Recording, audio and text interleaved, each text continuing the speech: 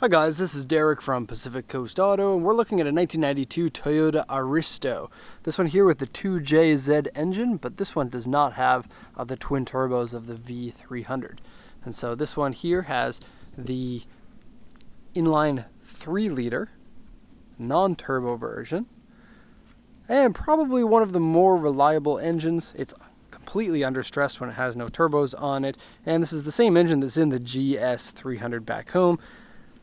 And so it leads to the question, why would you import one when they have them in the US that are very similar spec? And the reason why is because the condition of them here in Japan can be had for very much lower mileage, and you do get the coolness of a JDM vehicle that way.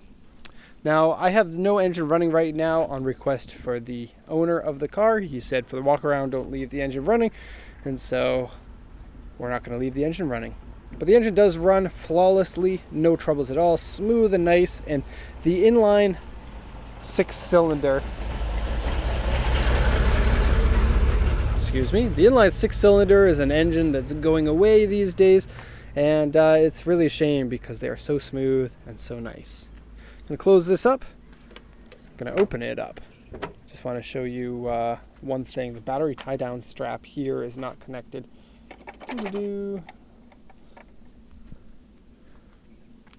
That's it. Okay. Alright, quick peek of the body here. It's a really nice looking car. This is one of the first Lexus vehicles. This one, of course, is a Toyota Aristo, or Aristo as they call it here in Japan, and was the GS300 in the States. Pretty rare car in the States, I would think. The LS got most of the sales. This one here is, I guess, the sportier version, but a very similar car nonetheless. Okay, so let's look at the auction sheet. Let's actually go inside the car because the auction sheet printed really small this time, and we could use the extra contrast of inside in order to help us. There we go. So 1992 Aristo, look at this. 38,185 kilometers, so super low there. Auction grade 4 with an interior B, 2J engine. That's a sales point here. Original silver on the car. Body condition is great. Very mild scratch and dent here. Very mild scratch and dent here.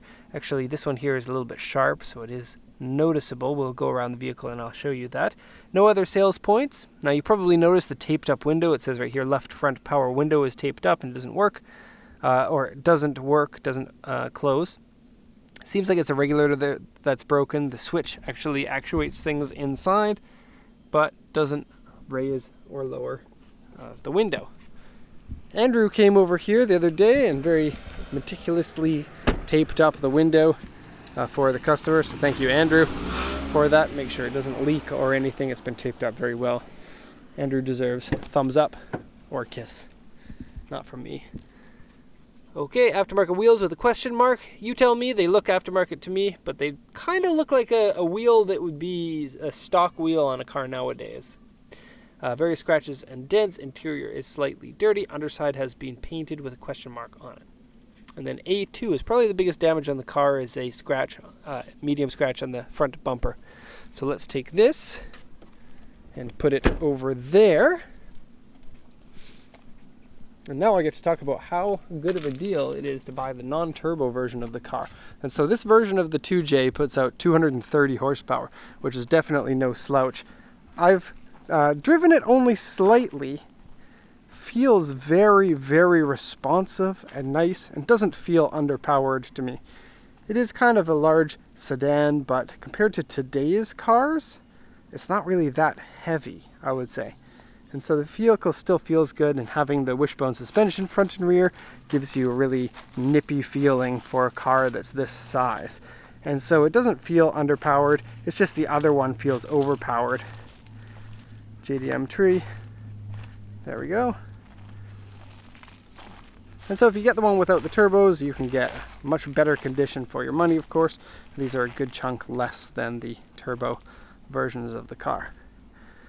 Okay, so body pretty much flawless. Very extreme good condition. So let's look at the flaws. Fender pull doesn't go up and down like it's supposed to. Here's the fender pull up. It's supposed to be electronic. Some people wonder what these are. They're pretty popular on Japanese cars, but not on cars outside of Japan.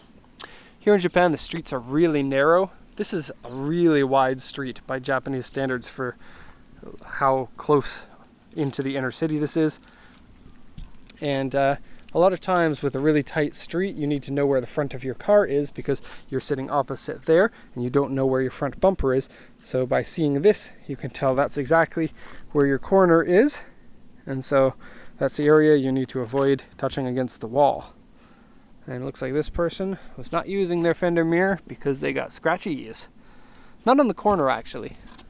So from here, there's the A2, and it is on the bumper and a little bit on the fender too. You can see here and slightly up here and one over here.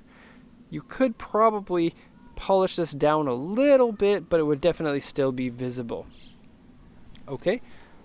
Want to mention the headlights are super clear. These cars very typically will have their headlights fade.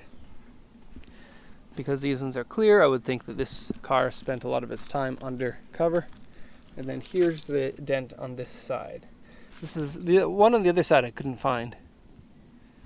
So that one is a U1, they call that. And I mentioned in the other video, the reason why these Aristos keep a good condition body is because they're usually owned by old people. Hence the seat covers, which I'll show you in a sec. And also the plastic cladding at the bottom keeps door dents at bay.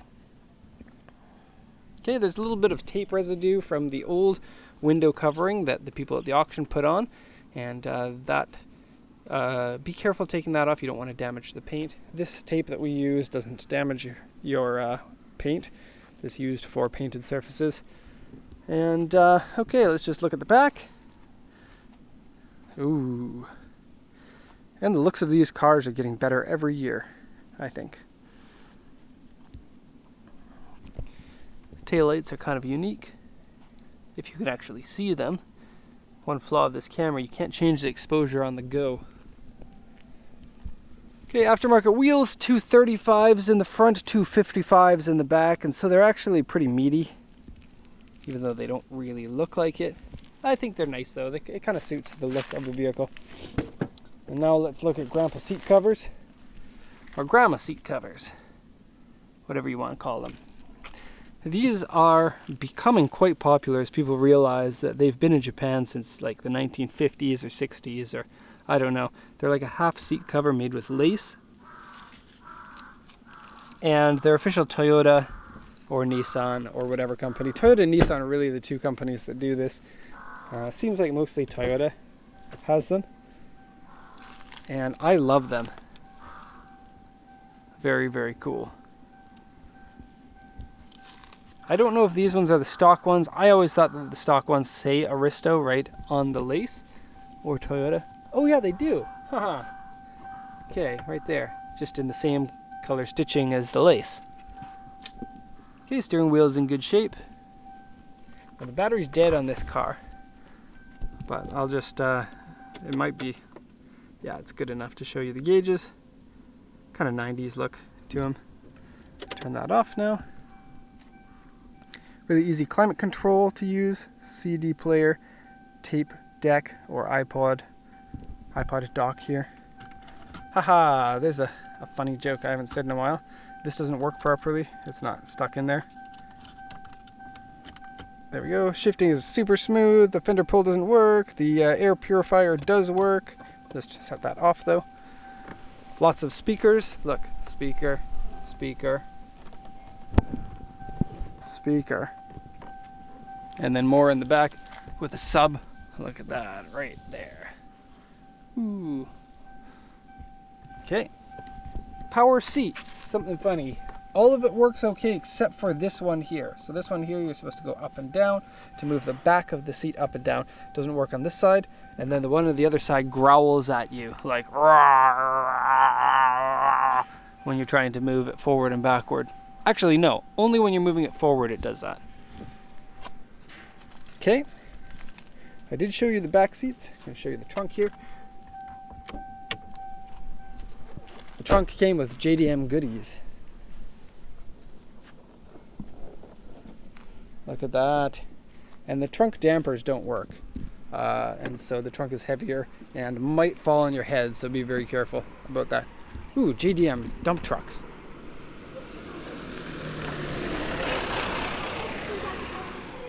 not a dump truck, garbage truck. Okay, JDM newspapers. Kind of hard to read. JDM wool mitt. And this one here.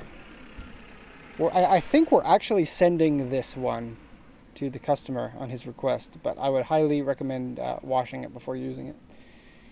Trunk super clean, and you guys will be pretty surprised at the value that this car has. It's going to last an extra forever or 2 forevers from now, and you know, it could very well be somebody's last car. They could drive it for 40 years and just maintain it regularly. So very cool. That'll be the end of the video here. Hope you enjoyed it, and if you have any questions, then please you can post them in the comments section, or you can post them wherever you want, but more likely I'll see them in the comments section of that video. So thank you very much for watching, and have a nice day.